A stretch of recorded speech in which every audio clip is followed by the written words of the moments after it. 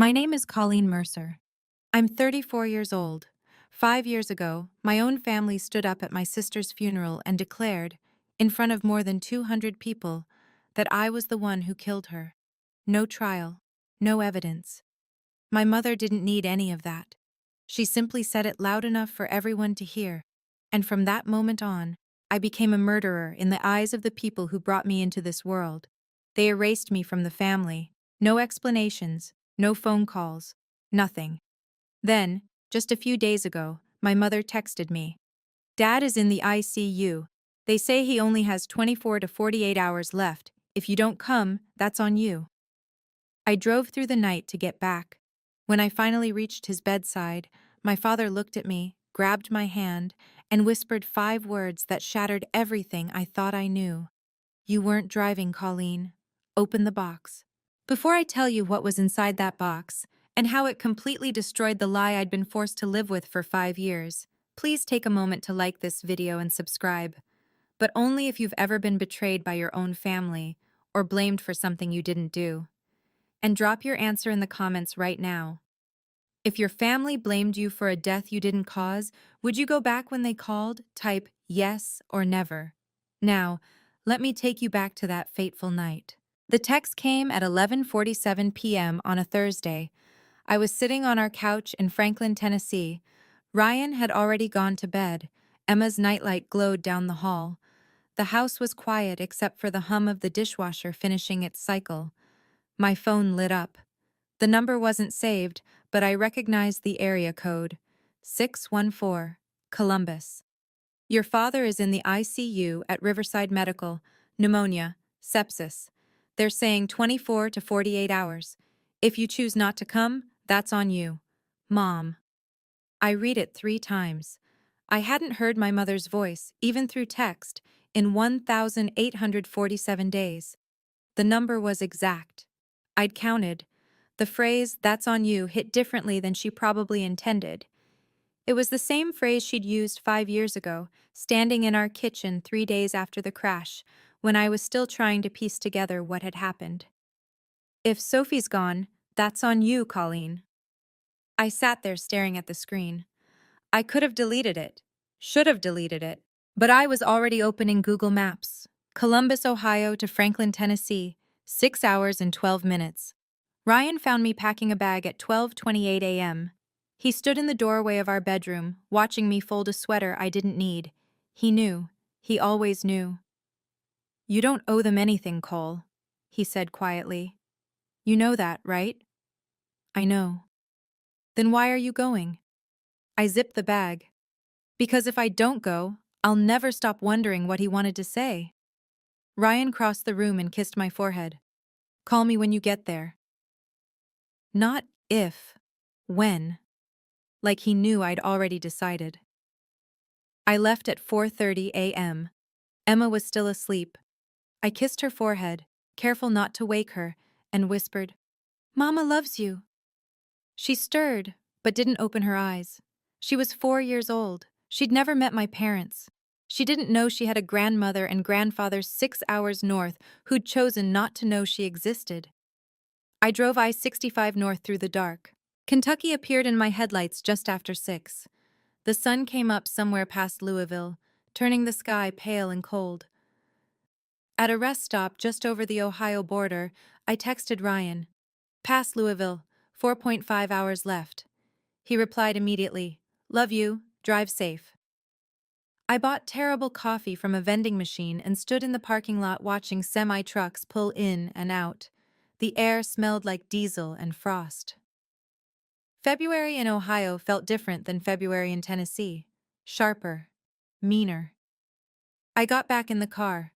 An old playlist started automatically when I plugged my phone in. Songs from 2020. Songs Sophie and I used to sing. I skipped the first one before the chorus hit. By 8:47 a.m., I crossed into Ohio. The state looked the same. The highway, the exits, the gray sky. Like nothing had died here. I had 3 missed calls by the time I stopped for gas, all from the same number, all with a 614 area code, Columbus. I didn't recognize it. I didn't call back. The GPS guided me onto I-71, then 270, then the exit for Riverside Medical Center. The hospital appeared on my right, a sprawling complex of glass and concrete that I hadn't seen in 5 years, but remembered with perfect clarity. I parked on level 3 of the garage, 9:53 a.m. I sat in the car for 6 minutes, hands on the steering wheel, staring at the dashboard. Then I texted Ryan. "I'm here." He replied immediately, "You've got this." I didn't believe him. Before I tell you what happened in that ICU room, you need to understand the night Sophie died. September 26th, 2020. A Saturday. We'd spent the weekend at my parents' lake house near Buckeye Lake, a little place they'd owned for 20 years, about 40 minutes outside Columbus. It was supposed to be the last family gathering before fall really set in. Labor Day had passed. The air had that end of summer weight to it. My brother Brett was there, 37 at the time. He'd been drinking since 6 p.m., beer, then whiskey, the way he always did at family things. His fiancée Lila was with him. My parents had gone to bed around 10. Sophie was 19, a sophomore at Ohio State. She had her whole life ahead of her. She didn't want to leave. It was past 11, and Brett said Dad wanted the house locked up. He had the keys. Sophie looked at me and said, "Can we just stay one more hour? Brett's being weird." I should have listened to her. At 10:58 p.m., Sophie texted me from across the room. "Wait up, I don't want to ride with Brett driving. He's been drinking." I texted back, "I'll sit up front with him, you take the back." That text is still on my phone. I've never deleted it. It's the last thing she ever said to me. We left the lake house at 11:02 p.m. Brett insisted on driving. I was tired. I should have fought him on it, but I didn't. I thought I'd sit up front, keep him awake, make sure he stayed focused. Sophie got in the back seat behind him. I got in the passenger seat. Brett started the engine. We stopped at the speedway on Route 37. Brett wanted Red Bull. Sophie needed the bathroom. I pumped the gas. $38.50. I still remember the amount. There was a security camera above pump number 4. I didn't think about it at the time, but my father did. A year later, he paid the manager $200 for a copy of that footage. Sophie bought Skittles. Brett bought cigarettes, which was strange because he didn't smoke. Later, I realized it was a nervous tell. He was already planning something. We got back in the car, Brett in the driver's seat, Sophie behind him, me in the passenger seat. 11:08 p.m. we pulled out of the Speedway parking lot and headed south on Route 37 toward Dublin. Brett turned the music up, too loud, like he was trying to drown something out.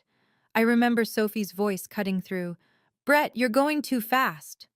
Brett snapped, "I said I'm fine." Then headlights, impact, black. The next thing I remember is waking up 3 days later in a hospital room with my mother and Brett standing over me. I had a concussion. IVs in both arms, a monitor beeping steadily next to the bed. "Do you remember what happened?" my mother asked. I tried to think. My head felt full of static. "We were driving. Where's Sophie?" My mother's face told me before her words did. "Sophie didn't make it, Colleen." The air left the room. Brett stood behind her, arms crossed. His face was strange, too still, too controlled. "What happened?" I whispered. "You were driving, Col," Brett said. His voice was steady, calm, like he'd practiced. "You don't remember? You said you were fine to drive." I stared at him. "I wasn't driving." "You were," my mother said. Firm, certain. "The police said so. You don't remember because of the concussion. The doctor said memory gaps are normal." I tried to think. I tried to pull the memory back. But there was nothing. Just headlights and impact, and Sophie's voice saying, "Brett, you're going too fast." But Brett was telling me I'd been driving. My mother was telling me I'd been driving. And I had a concussion. And Sophie was dead. Lila came to the hospital the next day. Brett's fiancée, a nurse at a different hospital. She gave a statement to the police. Colleen said she was okay to drive, Lila told Detective Wade Collins. Brett offered, but she insisted. She seemed fine. The crash report was filed on October 2, 2020. Apparent driver, Colleen Mercer. No charges were filed. The investigation was listed as ongoing, but nothing ever came of it. I was never arrested, never convicted. But I didn't need a conviction. My family had already decided. My father came to the hospital on Wednesday, September 30th. He stayed 8 minutes. He wouldn't meet my eyes. "You need to rest, sweetheart," he said. "Dad, I don't remember driving." He looked away. "The doctor said that's normal." Then he left, like he was running from something. I didn't know what. Sophie's funeral was on October 8, 2020. A Thursday. 2 p.m. Riverside Funeral Home in Westerville.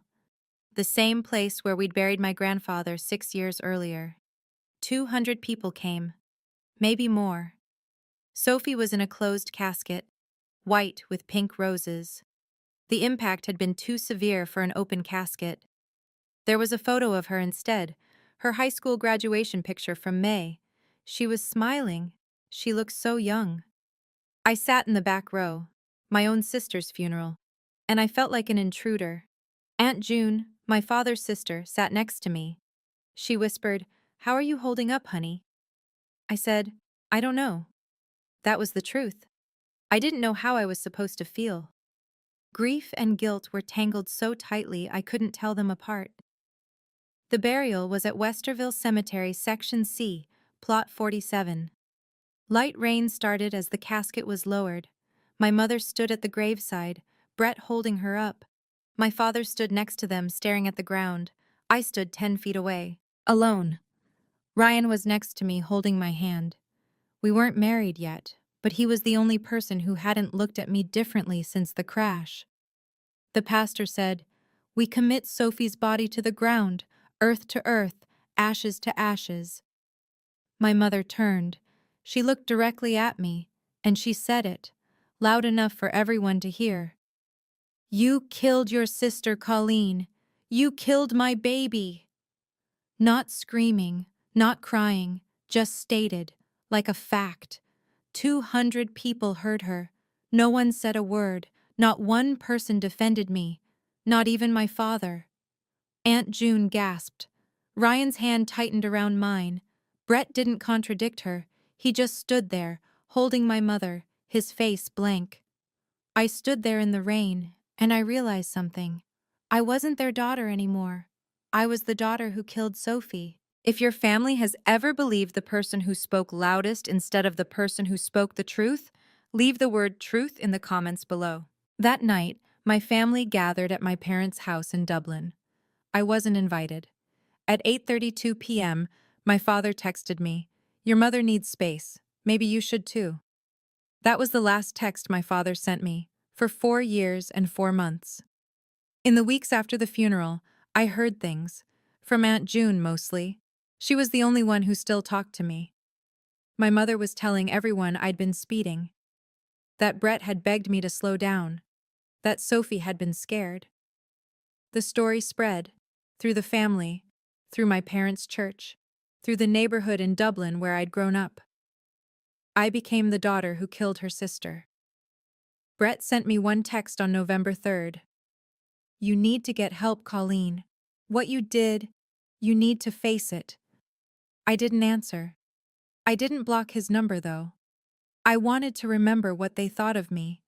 By November, I'd stopped trying to convince anyone. Ryan and I got married at the courthouse on November 14th, 2020. Just us and 2 witnesses. No family. No announcement. In May 2021, we moved. Ryan got a job offer in Franklin, Tennessee. A logistics company needed a senior accountant.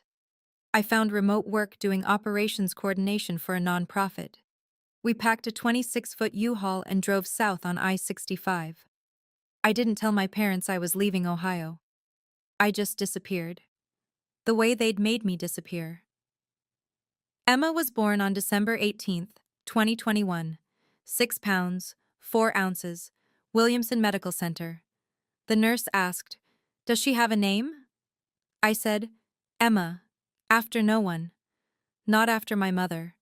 Not after Ryan's mother. Just Emma. Clean, new, ours. My mother never met her granddaughter. I never told her Emma existed.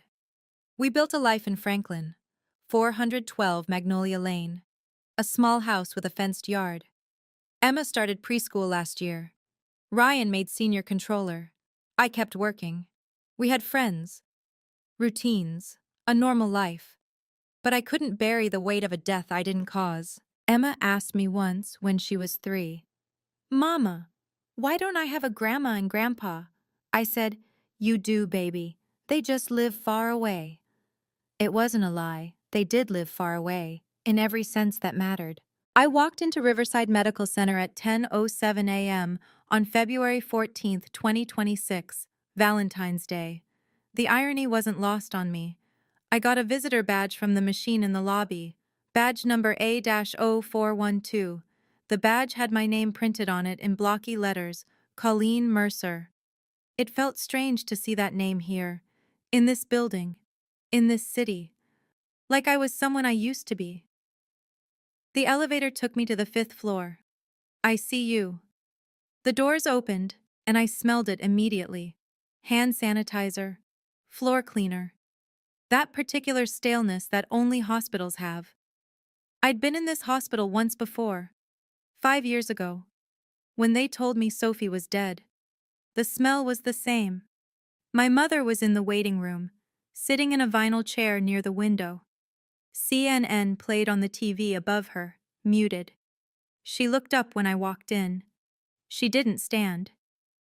"You're late," she said. I checked my watch. "You said 48 hours. I'm here in 10. She looked older than I remembered. 65, but she looked 70. Gray hair pulled back in a tight bun, lines around her mouth that hadn't been there before. She looked at me like I was a ghost she'd buried. I looked at her like a stranger. "Where's Brett?" I asked. "He'll be here soon. Your father's in room 512. I started to walk toward the ICU. "Colleen." I stopped. "Your father was medicated last night," she said. "He wasn't himself. If he said anything strange, don't read into it." I didn't answer. I kept walking. A nurse met me outside room 512. Her badge said Patel. "Are you family?" she asked. "I'm his daughter." "He's been asking for someone named Colleen. That's you?" "Yes." She hesitated. "He's intubated, sedated most of the time, but he has moments of lucidity. If you're going to see him, now is good. His vitals have been unstable." "What's his prognosis?" "Not good. The pneumonia progressed to sepsis. His organs are failing." "I'm sorry." I nodded. "Can I go in?" "Of course." I pushed open the door.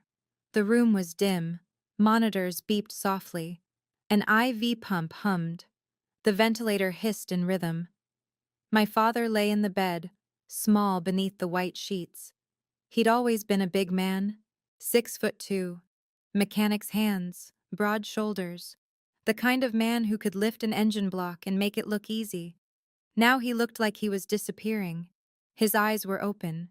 He saw me. His hand moved, palm up, like he wanted me to come closer. I crossed the room and stood next to the bed. "Hi, Dad," I said quietly. He tried to speak, but the ventilator tube prevented it. He mouthed something. I couldn't make it out. The door opened behind me. My mother stepped in.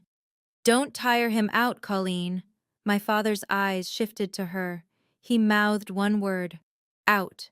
Nurse Patel appeared in the doorway. "Ma'am, he's asking for privacy. Maybe give them a few minutes." My mother's jaw tightened, but she left. The door clicked shut. My father reached under his pillow. His hand shook. He pulled something out. A brass key, small, old, tarnished at the edges.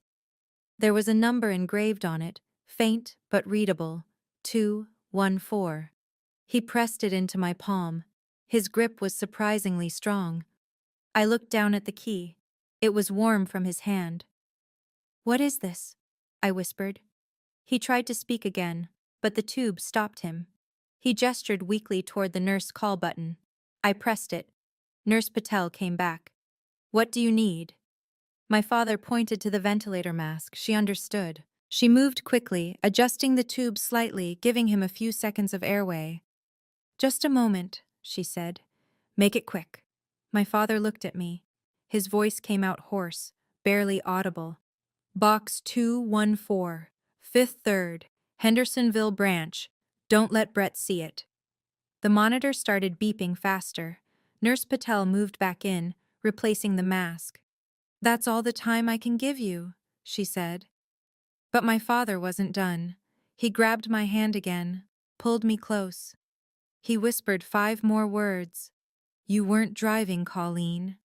Then he coughed. The monitors screamed. Nurse Patel hit the call button. "I need you to step back," she said. More staff rushed in. I was pushed toward the door. The last thing I saw was my father's face, his eyes locked on mine. Then the door closed. Brett was in the hallway when I came out. 42 years old now, still tall, still broad, but his face had aged.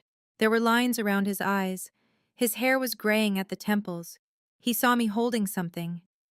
"What did he give you?" he asked. I closed my fist around the key. "Nothing." "Colleen." "How's Lila?" I asked. He blinked. "She's fine. We're fine."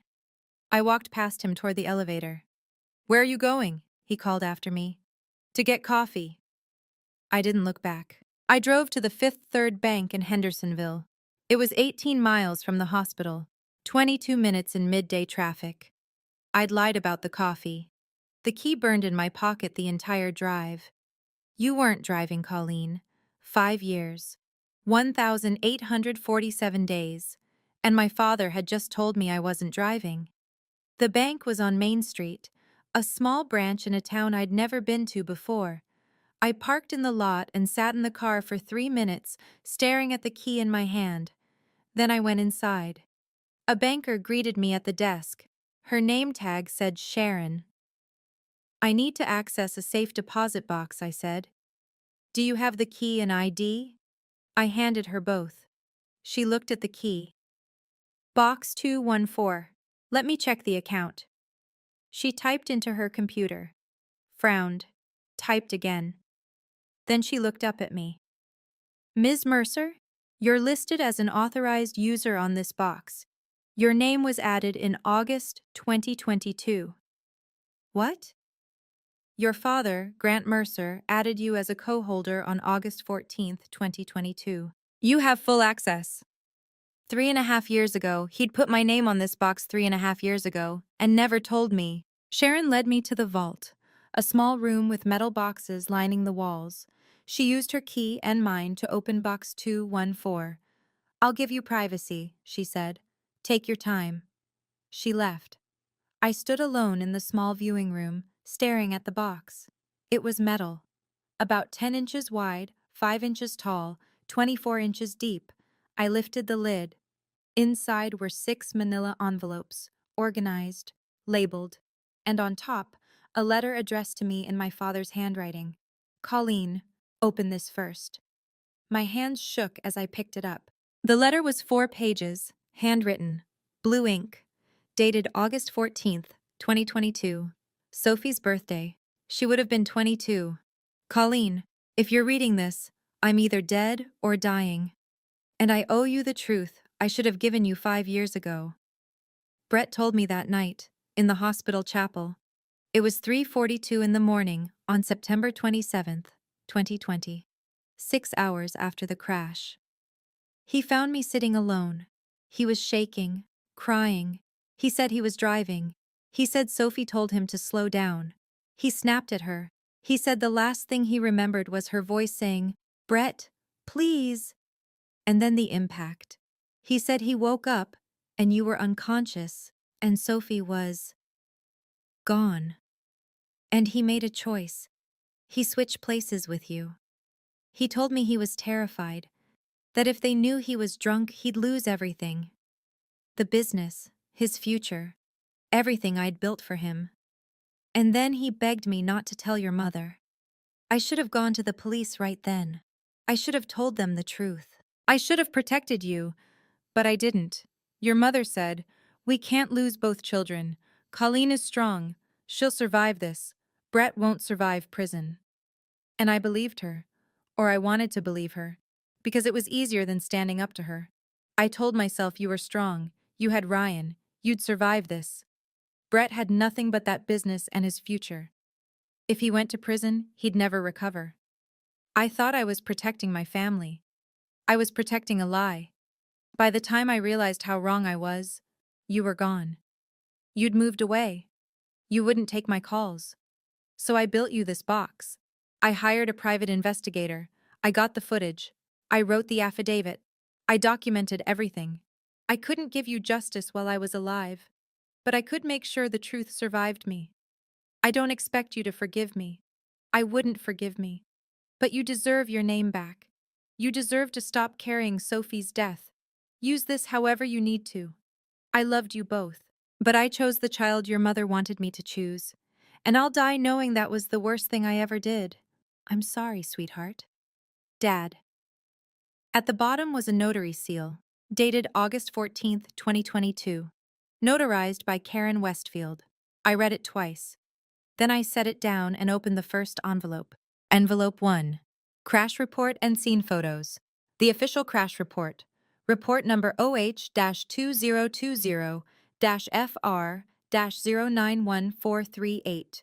Filed October 2nd, 2020. Franklin County Sheriff's Office. Apparent driver Colleen Mercer.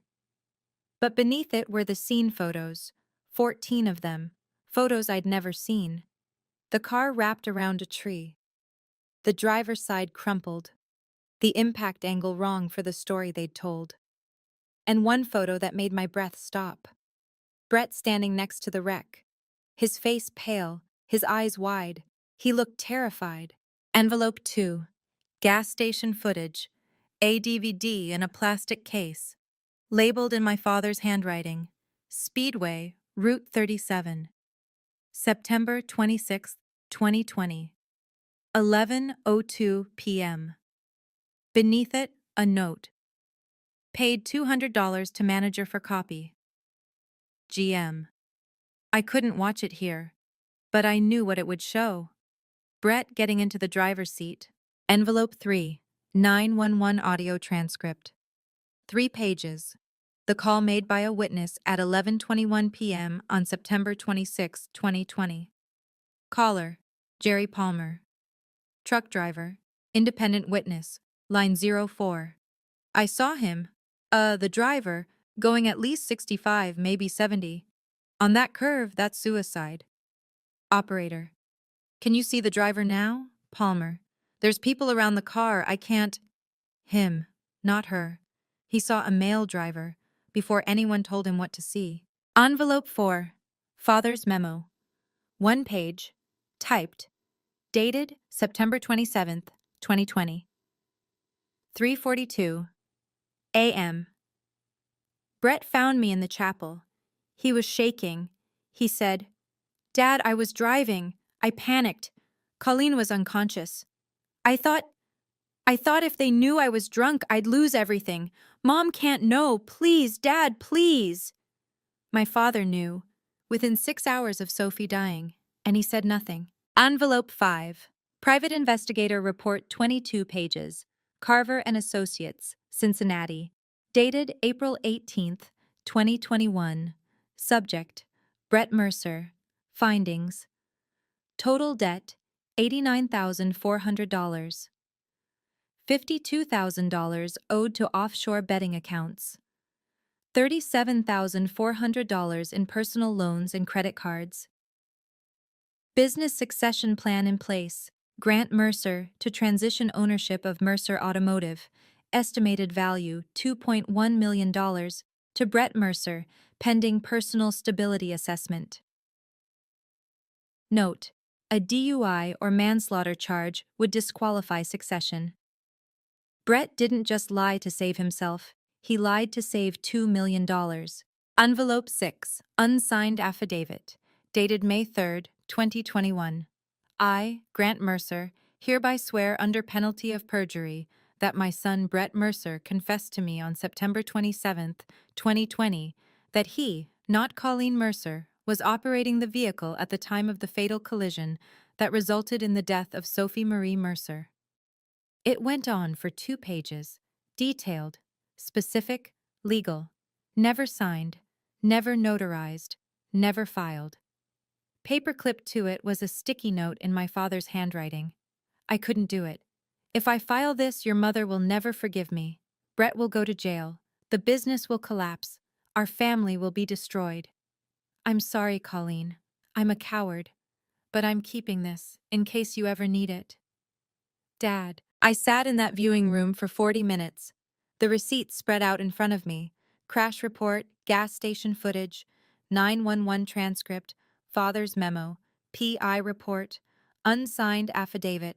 My father had built me a case, ready to prosecute, ready to clear my name, and he'd never used it. He knew, for 5 years, and he left me proof instead of protection. I didn't cry. I felt something colder than grief. Clarity. They didn't just let me take the blame. They needed me to. I made copies at the bank.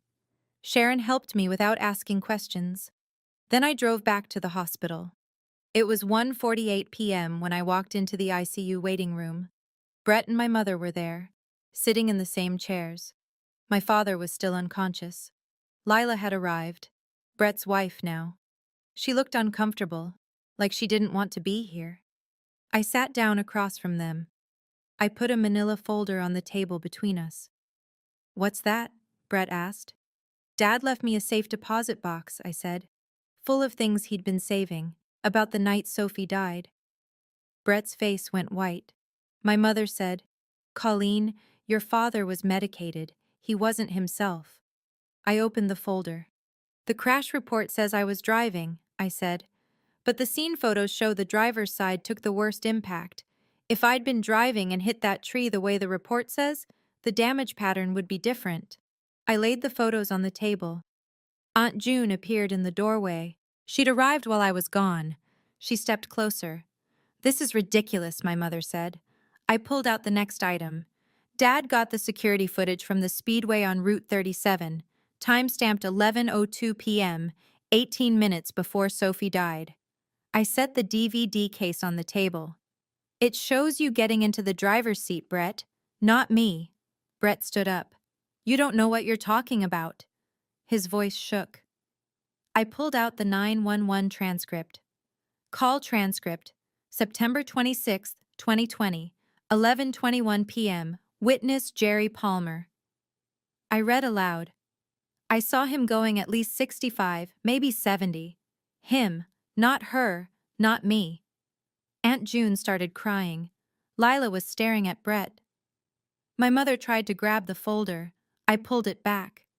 "Dad wrote a memo at 3:42 a.m. the night Sophie died," I said. "Brett found him in the hospital chapel, and Brett told him the truth." I read from the memo. "I was driving, Dad. I panicked.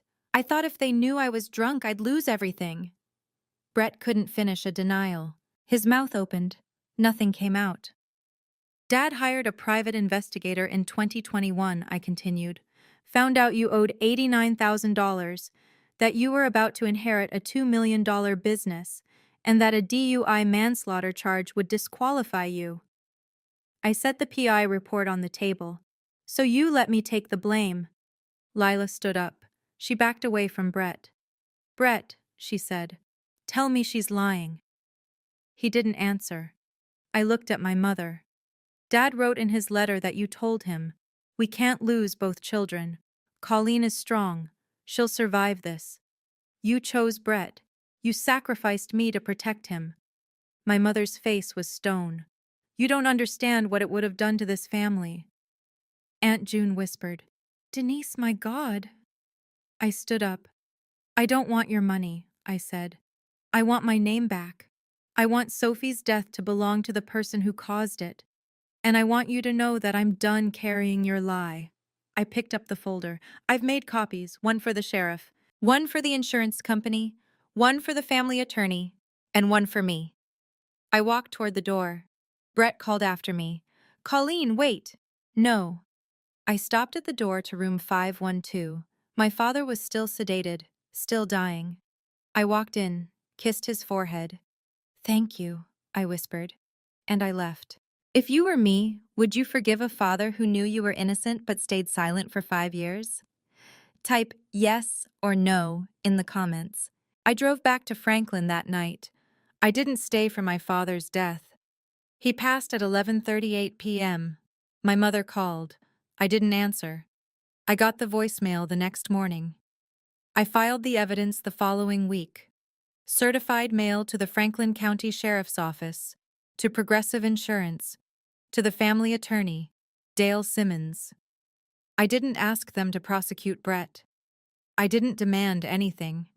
I just wanted the truth on file. What happened after that wasn't revenge. It was consequence.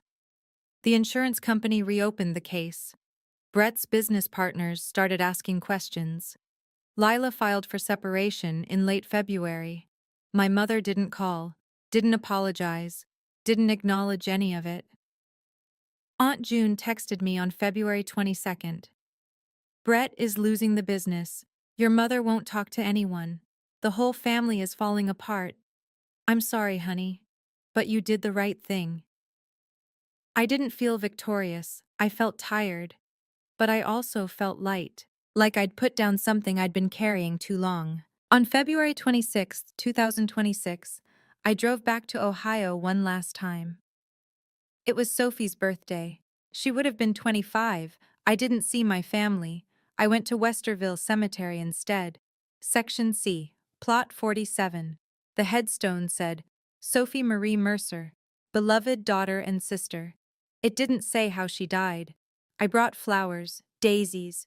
They were her favorite. Emma had drawn a picture that morning. A rainbow and two stick figures holding hands. She'd written for Aunt Sophie across the top in wobbly letters. I folded it and placed it at the base of the stone. Then I knelt in the grass and spoke to my sister for the first time in 5 years. I'm sorry it took me this long to come back, I said. I'm sorry I let them make me believe I killed you. But I know now, and you know now. It wasn't me, Sophie. It was never me. The morning was quiet, just wind and birdsong. I told them the truth, I said. I gave them the receipts. I don't know if it changes anything for you, but it changed everything for me. I told her about Emma, about Ryan, about the life I'd built 6 hours south. I'm done carrying your death, I said. I'm going to carry your memory instead. The real one, not the one they made up. I stayed for 40 minutes. When I left, I didn't feel guilty anymore. I felt grief, clean grief, for a sister I loved, and that was something I'd never been allowed to feel before. Ryan asked me when I got home, do you think you'll ever talk to them again? We were sitting at the kitchen table. Emma was coloring. The window was open. Spring air drifted through. Maybe, I said, but only if they're ready to hear the truth. He nodded. He understood. My mother called a few days later, left a voicemail. Colleen, your father is gone. Brett is struggling. This family is broken. Can we please talk? I saved the voicemail, but I didn't call back. She wanted to talk, but she still hadn't apologized, and I didn't owe her a conversation. Aunt June is the only one I still talk to, every 2 weeks. She tells me what's happening. She doesn't ask me to fix it. She asked me once, do you think you'll ever forgive them? I said, I don't know, but I don't have to decide that today. The door to my family is open, but it's conditional. They have to acknowledge what they did. They have to apologize. They have to accept my terms. If they want me in their lives, they have to earn it. The door belongs to me now, not them. I'm sitting on my porch right now. It's evening. Emma's riding her bike in the driveway. Ryan's grilling chicken. The sky is turning pink. This is my life. Not the one my family tried to write for me. The one I built, when they erased me. My father couldn't be brave when I needed him, but he gave me the tools to be brave for myself, and maybe that's the best apology he could give. I don't know if my mother will ever admit what she did.